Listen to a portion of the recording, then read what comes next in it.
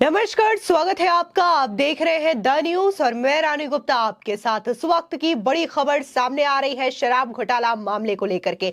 जिस तरीके से दिल्ली में जब से शराब घोटाला मामला उजागर हुआ है उसके बाद से ही आम आदमी पार्टी के नेताओं की टेंशन थमने का नाम नहीं ले रही है। पहले मनीष सिसोदिया और उसके बाद संजय सिंह इस वक्त जेल में बंद है, लेकिन अब कहा यह जा रहा है कि जल्द इस पूरे मामले को लेकर के जो आम आदमी पार्टी के संयोजक है और दिल्ली के मुख्यमंत्री अरविंद केजरीवाल, उनकी गिरफ्तारी होना तय है। जी हां, ये बात हम नहीं बल्कि खुद जो आम आदमी पार्टी के नेता है उनका कहना है। उनका यह मानना है कि अब जल्द ही जिस तरीके से संजय सिंह और मनीष सिसोदिया की गिरफ्तारी हुई है, ठीक वैसे ही अरविंद केजरीवाल की भी गिरफ्तारी होगी। और अगर अरविंद केजरीवाल की गिरफ्तारी होती है तो अरविंद केजरीवाल जो है वो जेल के अंदर से ही दिल्ली की सरकार चलाएंगे। इसके लिए बकायदा आम आदमी पार्टी जो है वो सिग्नेचर कैंपेन भी शुरू कर रही है और इसी के साथ ही इस कैंपेन का नाम दिया गया है मैं भी केजरीवाल। बता दें कि राघव चड्ढा और इसी के साथ ही आम आदमी पार्टी के जो नेता हैं गोपाल राय, उन्होंने एक प्रेस कॉन्फ्रेंस को संबोधित किया और इस दौरान अपनी ये बातें रखी।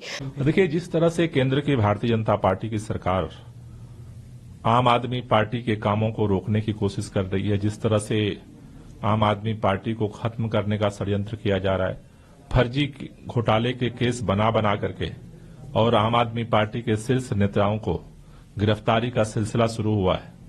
आज दिल्ली के उप मुख्यमंत्री रहे मनीष सिसोदिया जी जेल के अंदर हैं, हमारे राज्यसभा सांसद जेल के अंदर हैं, सत्येंद्र जैन जी को गिरफ्तार किया गया और अब दिल्ली के मुख्यमंत्री अरविंद केजरीवाल को गिरफ्तार करने की तैयारी चल रही है।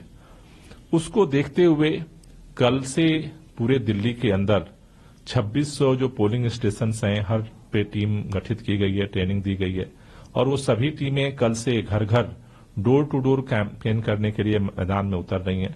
मैं भी केजरीवाल ये सिग्नेचर कैंपेन कल से शुरू हो रहा है जो 20 दिसंबर तक चलेगा। घर घर जाकर के सिग्नेचर किया जाएगा, उनसे सवाल पूछा जाएगा कि जिस तरह से भाजपा षड्यंत्र कर रही है और उसमें अब मुख्यमंत्री को गिरफ्तार करके दिल्ली को ठप करना चाहती है, ऐसी परिस्थिति में दिल्ली के लोगों की क्या राय है कि गिरफ्तारी के बाद उनको इस्तीफा देना चाहिए या जेल से सरकार चलानी चाहिए। ये ओपिनियन लेने के लिए, लोगों की राय लेने के लिए ये मैं भी केजरीवाल सिग्नेचर कैंपेन शुरू हो रहा है। उसके साथ साथ 21 तारीख से 24 तारीख के बीच में दिल्ली के सभी 250 जो वार्ड हैं, इन सभी 250 वार्ड में जो है जनसंवाद का कार्यक्रम आयोजित होगा, जिसमें जनता से सभा के माध्यम से चर्चा की जाएगी, इनके षड्यंत्रों का पर्दाफाश किया जाएगा और वहां भी जनता से ओपिनियन ली जाएगी कि अरविंद केजरीवाल जी को क्या करना चाहिए, पद से इस्तीफा देना चाहिए गिरफ्तारी के बाद या फिर सरकार जो है जेल से चलानी चाहिए। इसलिए आज हम दिल्ली के मुख्यमंत्री हैं और दिल्ली के अंदर हमारी सरकार है।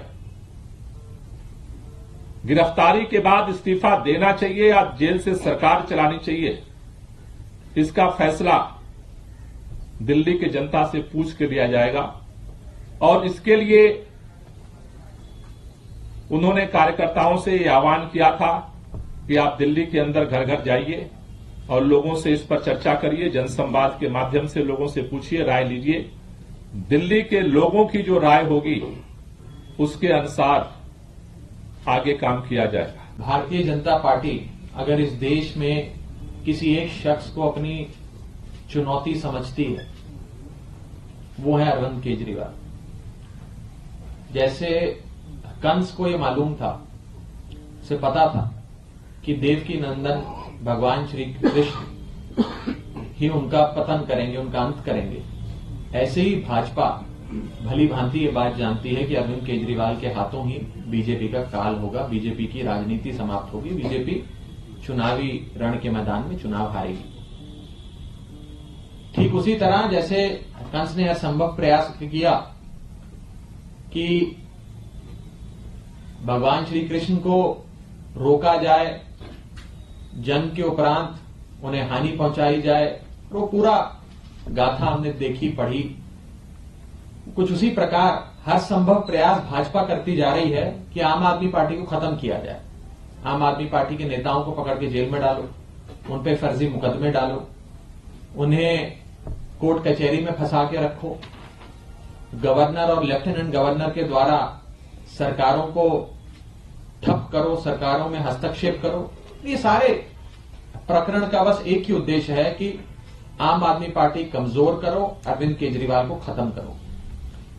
और आज उसी श्रृंखला में अपना आखिरी दाव जो भाजपा चलने जा रही है वो है अरविंद केजरीवाल जी की गिरफ्तारी।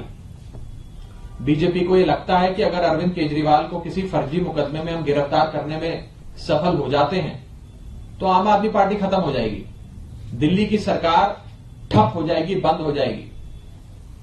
लेकिन मैं भाजपा को यह कहना चाहता हूं कि हम सब आम आदमी पार्टी के कार्यकर्ताओं ने, सांसदों ने, विधायकों ने, पार्षदों ने, जनप्रतिनिधियों ने हाथ जोड़कर यह अपील करी है माननीय मुख्यमंत्री अरविंद केजरीवाल जी से कि अगर बीजेपी आपको जेल में डालती है तब भी आप इस्तीफा मत देना, जेल से सरकार चलाना।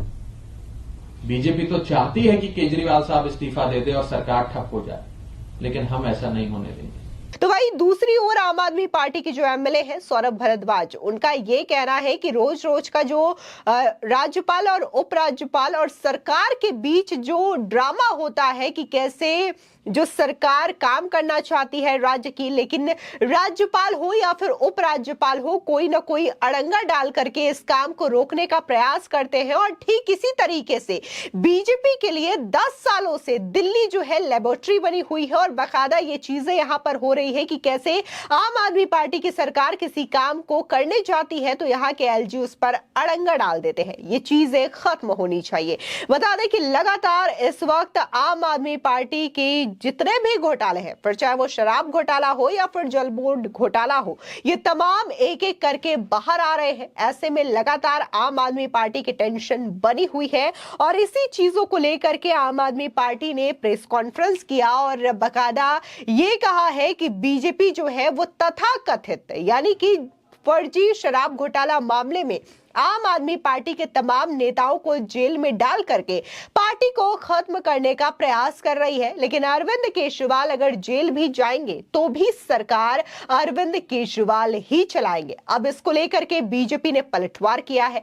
बता दें कि दिल्ली बीजेपी ने बाकायदा अपने सोशल मीडिया हैंडल पर एक वीडियो शेयर किया है जिसमें यह देखा जा सकता है कि कैसे दिल्ली का पोल्यूशन लेवल लगातार बढ़ रहा है और इस चीज को लेकर के बीजेपी ने पलटवार करते हुए कहा है कि दिल्ली में लोगों का प्रदूषण की वजह से बुरा हाल हो रहा है, लोगों का सांस लेना दूभर हो चुका है। लेकिन यहां पर आम आदमी पार्टी के नेताओं को अपनी राजनीति चमकाने से ही फुर्सत नहीं मिल रही है। सीधे तौर पर यह बात किसी से छिपी नहीं है कि इस वक्त दिल्ली के AQI लेवल की बात करें तो वो 400 के पार चला गया हुआ है। लगातार जिस तरीके से दिल्ली के हवा में डस्ट है, जो पोल्यूशन है, इसको लेकर के आम जनता की शिकायत है कि कैसे वो जहरीली हवा में सांस लेने को मजबूर है। लेकिन दिल्ली की सरकार इस मामलों पर ध्यान नहीं दे रही है। और अगर वाकई में देखें तो बाकायदा विधायक दलों की तो मीटिंग हो रही है आम आदमी पार्टी की ओर से, लेकिन प्रदूषण को लेकर के या फिर यमुना की सफाई को लेकर के इसमें चर्चा नहीं हो रही है, बल्कि इस बात पे चर्चा हो रही है कि अगर शराब घोटाला मामले में अरविंद केजरीवाल की गिरफ्तारी हो जाती है तो अरविंद केजरीवाल कैसे जेल के अंदर मौजूद होकर के सरकार चलाएंगे। बाकायदा उनके विधायकों के द्वारा यह कहा जाता है कि वो इस मामले को लेकर के सुप्रीम कोर्ट जाएंगे, बाकायदा न्यायालय का दरवाजा खटखटाएंगे और इस पूरे मामले में कोर्ट से इजाजत लेंगे ताकि जो फाइलें हैं सरकार की वो जेल तक पहुंचाई जाए और जेल में अरविंद केजरीवाल इस पर साइन करे और जो भी प्रोसेस है दिल्ली सरकार को चलाने का वो अरविंद केजरीवाल तिहाड़ जेल में बैठे बैठे चला सके। आपको बता दें लगातार इस वक्त बीजेपी जो है वो हमलावर नजर आ रही है और तरह तरह की चीजों को लेकर के आम आदमी पार्टी पर हमला बोल रही है। कहा यह जा रहा है कि प्रदूषण का स्तर बढ़ रहा है, लेकिन इस वक्त भी आम आदमी पार्टी जो है अपनी राजनीति चलाने में व्यस्त है। इधर दूसरी ओर अगर हम बात सौरभ भारद्वाज की करें तो उनका यह कहना है कि 10 सालों से बीजेपी ने दिल्ली को लेबोरेटरी बना रखा है, क्योंकि बीजेपी के जो नेता है, बीजेपी के तमाम लोग हैं वो केजरीवाल की सरकार को नष्ट करना चाहते हैं, खत्म करना चाहते हैं। और न सिर्फ दिल्ली ही बल्कि जहां जहां बीजेपी शासित राज्य नहीं है वहां पर वहां के राज्यपाल, उपराज्यपाल ठीक ऐसा ही काम करते हैं। फिर चाहे वो तमिलनाडु हो, पंजाब हो, पांडिचेरी हो, ऐसे तमाम स्टेट है जहां पर बीजेपी की सरकार नहीं है और वहां पर सरकार कोई काम करना चाहे तो वहां के राज्यपाल या फिर उपराज्यपाल इसे अड़ंगा लगा देते हैं, रोक देते हैं और ये मनमानी बंद होनी चाहिए। साथ ही उन्होंने ये भी कहा कि ये जो आए दिन इंडिया अलायंस पर घोटाले का आरोप लगाया जाता है ये सब बेबुनियाद है, क्योंकि देखा जाता है बीजेपी की ओर से कि नेताओं को पहले तोड़ने का प्रयास किया जाए, अगर नेता टूट जाए तब तो ठीक है, अगर ना टूटे तो उनके ऊपर झूठे केस लगा दिया जाए।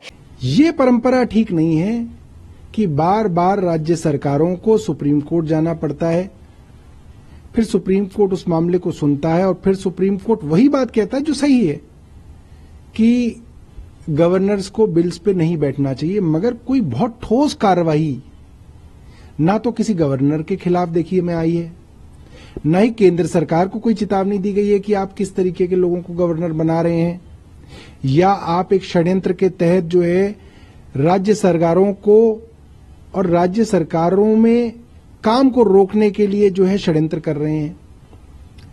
कुछ और भी उम्मीदें देश को सुप्रीम कोर्ट से हैं ताकि ये जो रोजमर्रा की जो नौटंकी है जो गवर्नर और लेफ्टिनेंट गवर्नरों द्वारा की जा रही है इस पे एक पूर्ण विराम लग सके। एक समय था जब भारतीय जनता पार्टी की प्रयोगशाला लेबोरेटरी गुजरात थी, मगर पिछले 10 सालों से भारतीय जनता पार्टी की प्रयोगशाला दिल्ली है।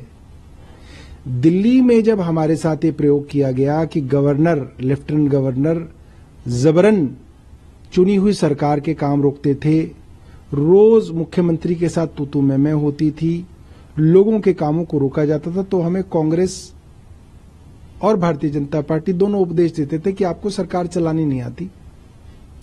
उसके बाद कांग्रेस और अन्य विपक्षी दलों के हर राज्य के अंदर वही नौटंकी दोहराई गई, चाहे वो केरल हो, चाहे वो तमिलनाडु हो, चाहे वो पुडुचेरी हो, चाहे वो वेस्ट बंगाल हो, चाहे वो हमारा पंजाब हो, हर जगह ये हुआ। उसी तरीके से अब अफसरों को अलग अलग तरीकों से आर्म ट्विस्ट करके काम रोकने की एक नया प्रयोग जो है दिल्ली में किया जा रहा है। जो अफसर काम रोके वो अफसर सबसे अच्छा है, जो अफसर काम करे उसको या तो ट्रांसफर कर दो या उसके ऊपर कोई मुकदमा लाद दो। अब ये प्रयोग जो है दिल्ली के अंदर किया जा रहा है। तीसरा प्रयोग, अगर आप राजनीतिक तौर पे अपने प्रतिद्वंदी से नहीं जीत पा रहे तो आप उसको झूठे मुकदमों में फंसा दो। ये प्रयोग दिल्ली में किया जा रहा है और ये प्रयोग भी आप देखेंगे पूरे भारत में किए जाएंगे। यानी कि पूरे के पूरे शराब घोटाला मामले को यही कहा जा रहा है कि ये झूठा है, बेबुनियाद है। लेकिन यहाँ पर गौर करने वाली बात यह है कि करीब 7 से 8 महीने हो चुके हैं मनीष सिसोदिया इस वक्त शराब घोटाला मामले में जेल के अंदर है।